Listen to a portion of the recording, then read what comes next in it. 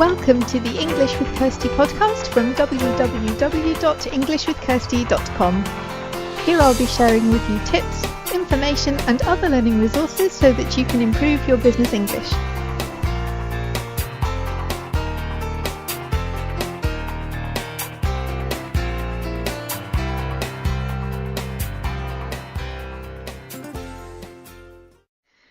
Hi everyone and welcome to the English with Kirsty podcast, and it is so hot in my office today. We had snow about a month ago in the UK and today we have 27 degrees as I'm recording this, and it's really hot. So you may hear a bit of noise from outside. I can't bring myself to close the windows and I just hope that it's not too much and you don't hear dogs barking and children playing and cars going by. So there's that. But I wanted the podcast to go out today, so I'm just going to do it today with the window open, because today we're going to do part 9 of the 10-part Improve Your English in 2018 challenge. So the first 8 parts are already up.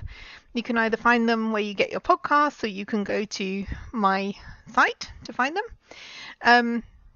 We're doing them alternate weeks, so we started at the beginning of this year and then we've been doing them every other week and something else in between, but we've been going through, because improving your English this year isn't just something you say you want to do in January and then forget about it. It's something that goes on through the year, so that's why I'm making it last a really long time, because I think it's important that we don't just have this whole bunch of stuff at the beginning of January about making improvements and doing things differently and then forget about it as soon as January is over. So that's why this has been going on for a while. Also, I had 10 different topics to look at.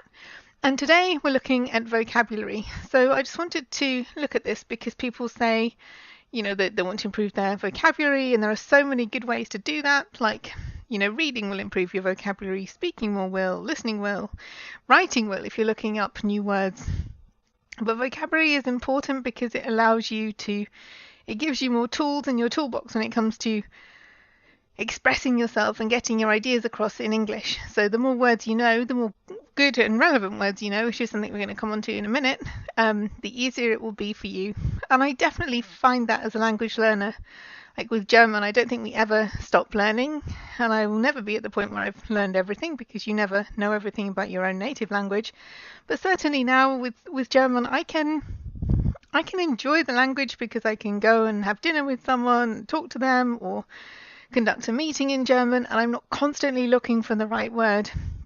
And it takes time to get there, and it takes work to get there. It's not just, you know, you can't just absorb a dictionary or something and then know all the words. You know, you have to put the work in, but there are ways to make it easier, which is what I'm going to come on to in a second. And the rewards of doing that are really worth it, I would say. As somebody who has learned a language, well, I've started several, but I'm really focused on one. When you get to the point where you can really use all those new words, it's definitely worth the time and effort you put in. And I think there are some really bad practices for learning new words, and I'll talk a bit about those as well. But there are also some good ways. I wouldn't say shortcuts, but they're things that can make sure you make the most of the time that you put in and that you have the most benefit from it, because you're not wasting time learning things that you don't need or that are out of date or that kind of thing. So we've got 10 points to go through. So point 1 is think about which words you really want to learn. So if you're reading a book, for example, don't write down everything you don't know. Think about which things are useful, what's likely to come up again, what sounds like it's something that you will need in future conversations or if you're writing. So focus on the things that will be most useful, and if it helps, then put a limit on that. So if you're reading a book, then choose, I don't know, if you're reading for an hour, choose 10 words or something, or even less, because if you learn a few words properly, it's better than having a massive list that you're never going to look at again. I took down so many vocabulary lists when I was doing classes, but I don't think I ever looked at them again, maybe shortly before the next lesson. I mean, I did go back and look through them, but I didn't study them as much as when I put the words into my active learning list. I had a system, mine was a spreadsheet, but you can use anything. You can use an app or cards or a book or something. And I chose the most relevant things from there and then I learn them. And that is the best way. So be choosy. Don't think that you have to learn every single word that you don't know. Number 2, decide on a system and stick to it, because I have students and some of them are super organized. And you can have more than one system, that's fine. I've got one student who has an app that he uses for learning new words, and he has some cards that he's made with the new words that he wants to learn, so that's fine. He's got 2. I generally used 1, but find something that works for you and stick to it, because the worst thing that can happen is that you've got someone with they write down some new words on a bit of paper, and they've got a notebook, and they've also got some on their phone, and they've got an app, and then there's also something else, and it's such a mess, and they'll never learn that way. So you can have 1 or 2 systems, but don't try lots of different ways of learning vocabulary. Try to keep them all in the same place or a couple of places, because otherwise it will get really confusing. And I'm not going to tell you what that should be, because I don't know you. Everybody has a different way of learning. So maybe try some different things if you want, but find out what works for you in terms of learning and remembering new words, and then stick to that, or maybe one other thing if you want some variety. But don't try out loads of things and then find that nothing really works because you've got completely disorganized. Number 3 is don't overdo it. So we've already touched on this, but don't try to learn every new word. Don't look up every new word. If you really can't understand something, or if you're doing some kind of translation task, then you may need to do that. But usually if you understand the sentence, then there may be a couple of words you don't know. Even I find there's a couple of words I've never seen before. And if I'm genuinely interested in them, I will look them up. But it doesn't matter, that as long as you understand the main point of the text, then don't feel that you have to kind of look up every single word before you can move on to something else, especially if you're reading for pleasure. Number 4 is about revisiting the words, because if you want to remember words in the long term, it's not enough just to look at them. Because I remember doing an exercise when I was learning Turkish, and I got all of the words right that I was supposed to learn for that lesson, and then the next week I went back and the teacher didn't tell me, but we had the same test again, and I didn't do very well because I hadn't been looking at those words immediately before. I thought we were done with that and moving on to something else, and we weren't, and I didn't get them all right. I knew some of them, but there were gaps in my knowledge as well, because I do have quite a good memory for short-term things. I can go through something just before I need it, and that was really useful for exams. But long-term, it needs to be in your long-term memory, so it needs to be something that you're actively using and going back to, and it's not enough just to read it through once and think, yeah, I know that. So revisit things, and that's why it's good to learn things that are useful to you and that will come up again and again, because you'll have the opportunity to practice them rather than something really obscure that you'll never need again. Number 5, lists of the internet are useful, but don't trust them all. So I've seen some really good things, some resources that people have put together to help other learners, or that teachers have put together. But at the same time, I've seen some really bad lists with inaccurate translations, for example, sentences with mistakes in, badly pronounced words, all kinds of things that aren't correct. So yeah, use the resources that are available to you, but don't trust them 100%. And if you're not sure, maybe ask a friend, if you've got a teacher or a friend who's a native speaker, or a more advanced learner than you, to have a look at them and see what kind of resources you're looking at, because if they're not very good resources to start with, then that's going to affect your learning outcomes, because you're learning something that's wrong. So just be aware of that when you're looking at resources. And also sometimes things go out of date, so it might have been okay to use something 50 years ago, but it's not what people say now. So make sure it's up to date, and also make sure it's useful, because if you're using pre-generated lists of vocabulary, it's fine because you save yourself the trouble of finding all the words, for example, if they're pre-made flashcards. But if there are mistakes in them, then you're going to be copying those mistakes. So there's that to think about. And also don't assume that just because something is true, that it's something we use all the time, like some of the idioms that we have.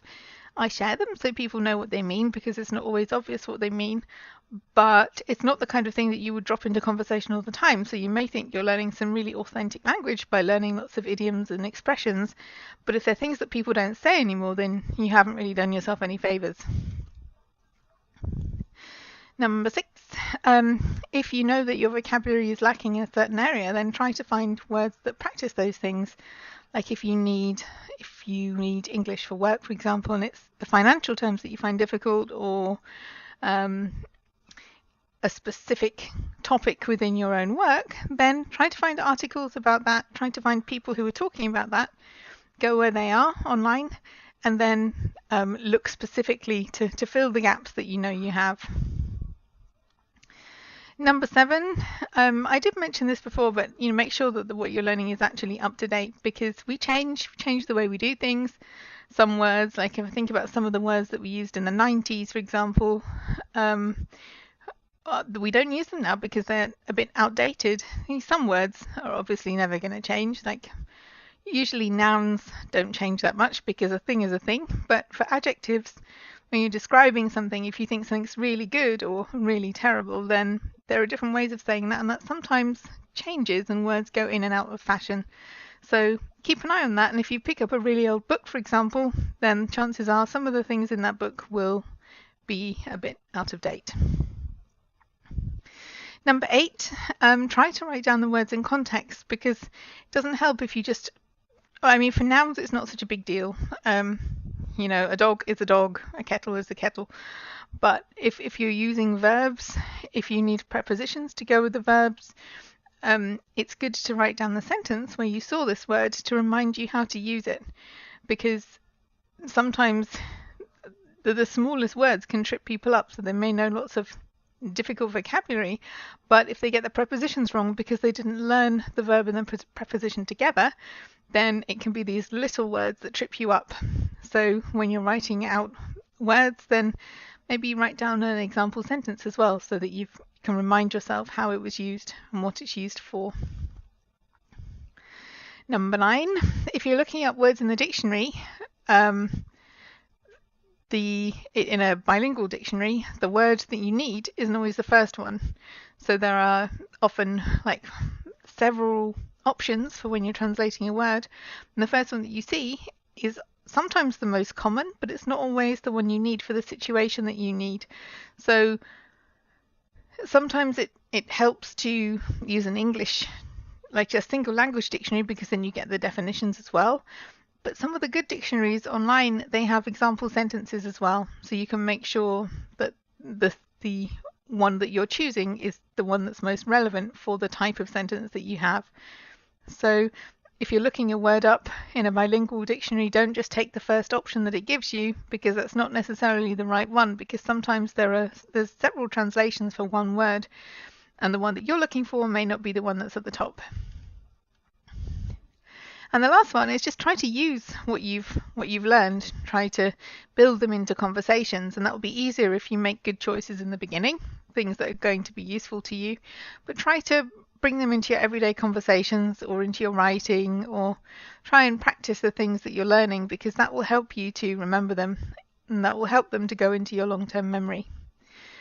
So those are my 10 tips of vocabulary, and so my task, if you want a task for today, is to think about, first of all, what method are you going to choose for vocabulary learning, what works for you, how are you going to keep track of the new words that you want to learn, how are you going to record them, and how are you going to test yourself to see if you really have learned them, and also where can you use them. So for example, we've looked at speaking and we've looked at writing, so particularly with those two activities, how can you find ways to make sure that you have opportunities to practice the new words that you've learned when you're trying to improve your vocabulary?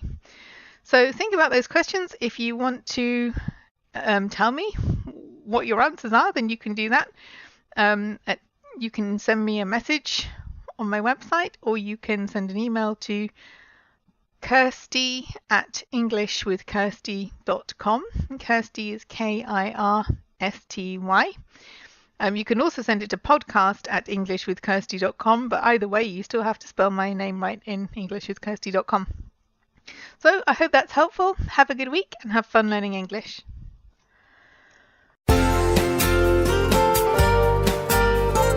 I hope you enjoyed this episode of the English with Kirsty podcast. If you have any questions or comments, my email address is kirsty@englishwithkirsty.com, or you can go to www.englishwithkirsty.com/podcast, where you'll find information about the individual episodes.